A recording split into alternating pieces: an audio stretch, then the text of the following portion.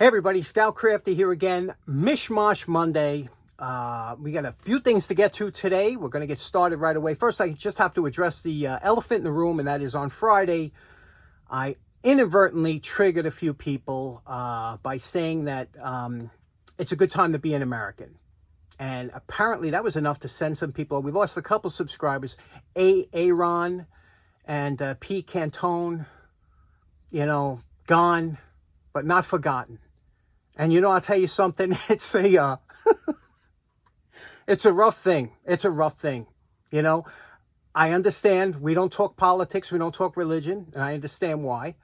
But you have to understand something, that coming out of these last 4 years, I don't care who you are, if you think these last 4 years were America's best, God bless you. You're doing something good. But for the most of us, for 88% of us in the United States, who thought that the country was going in the wrong direction, it was a rough patch for the last 4 years. But you know what? We grinned, we put our big boy pants on, and we bared it. But now things are looking up. Every day we're getting better and better news. It's like, oh, man, this is like great.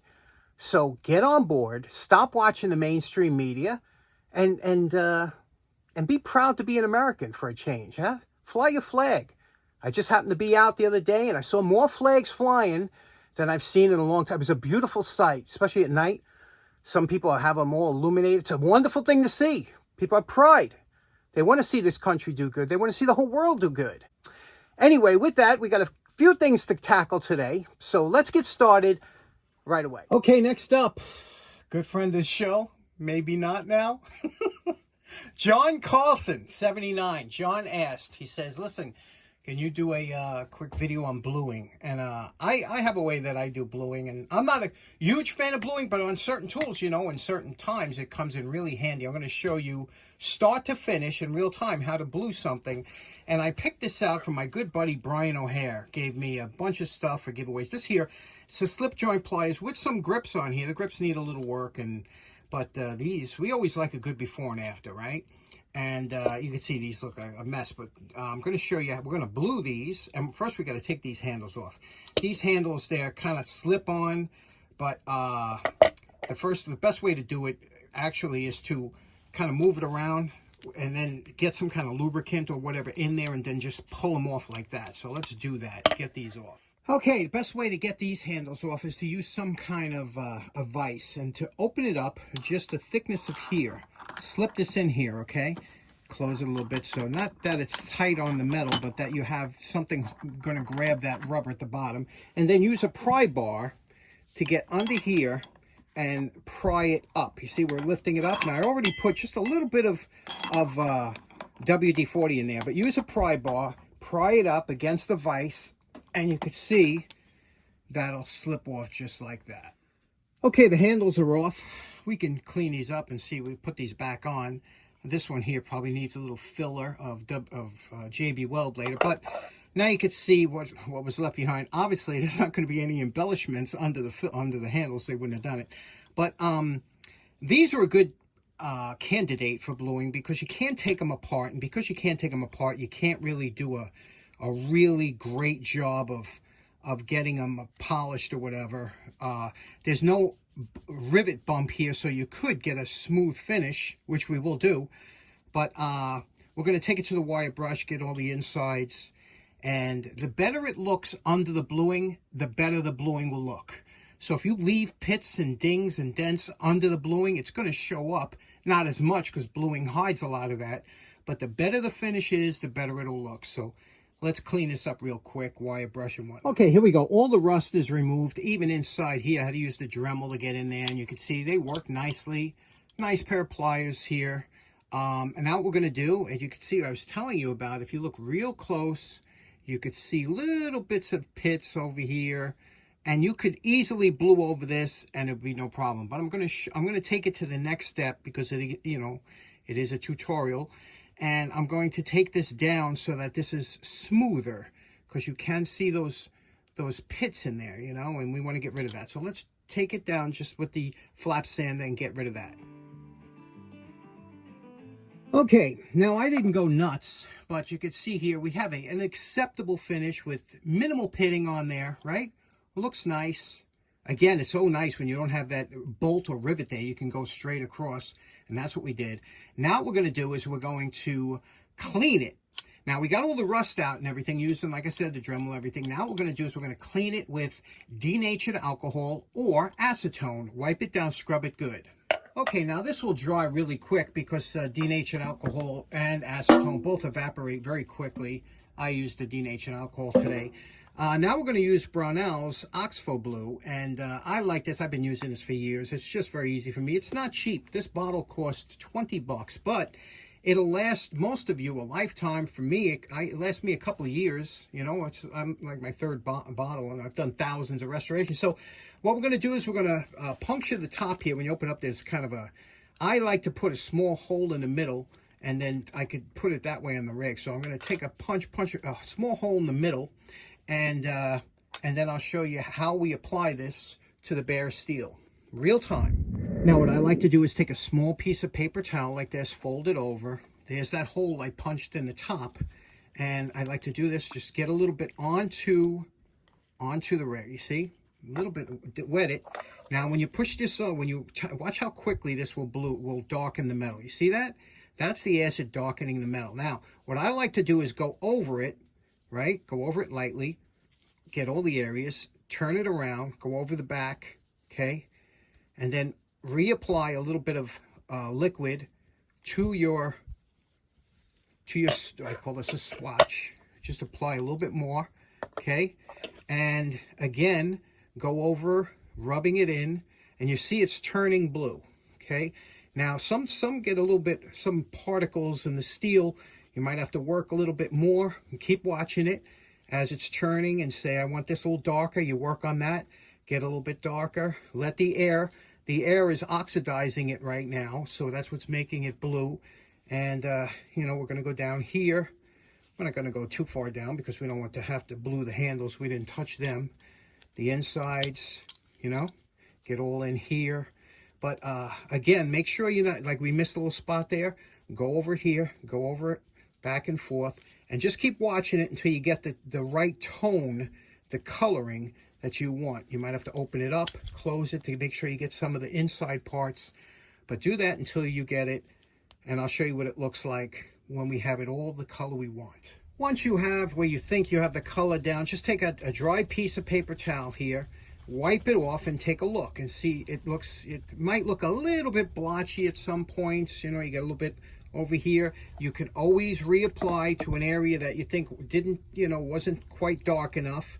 You can always reapply a little bit, but you're going to do that until you get everything looks pretty much even in the color you want. And then once you have it at the color you want, we're going to dry it off again with another piece of clean paper. Now, when you're happy with the color, it looks a little blotchy now, but it'll work out a little bit. When you're happy with the tone of the color that you have, take a little bit of, this is Staratul, but it's just mineral oil. That's all it is mineral oil. You can use baby oil, you can use any kind of mineral oil. And then we're going to wipe this over with the mineral oil and just give it a good wipe down. And basically what that's doing is it's almost neutralizing the bluing compound. And we're going to make sure we get the whole pliers and wipe it down really good to get everywhere that you blued.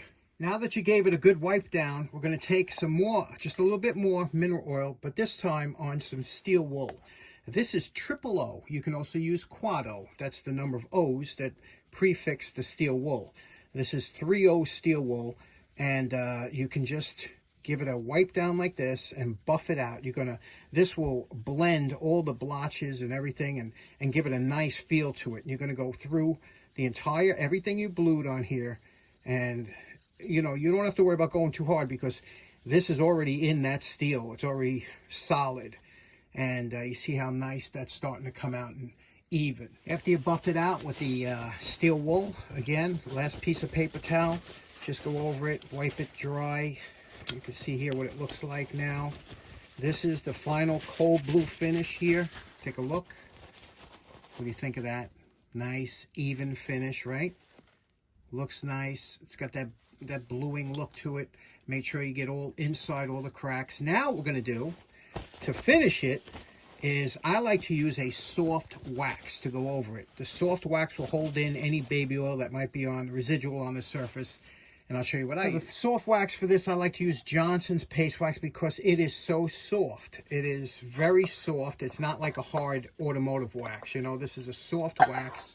This is perfect for that. Smell that? Oh, that smells so good. There we go. We just wipe this on, and just, again, this is a coating to protect it. And then we'll clean up the handles. I wonder what we're going to use to clean up the handles of this tool. And then after that, I'll show you what it looks like. Now, you know my favorite part. Remember what these pliers look like before we started. And we're calling this project done. You can see here the bluing, nice even finish. Looks nice all around, right? It's a different kind of finish, and you can see it works really well now because it's been lubricated and cleaned up. The handles, except for that one, you could fill that in with JB Weld, but the handles are all back on.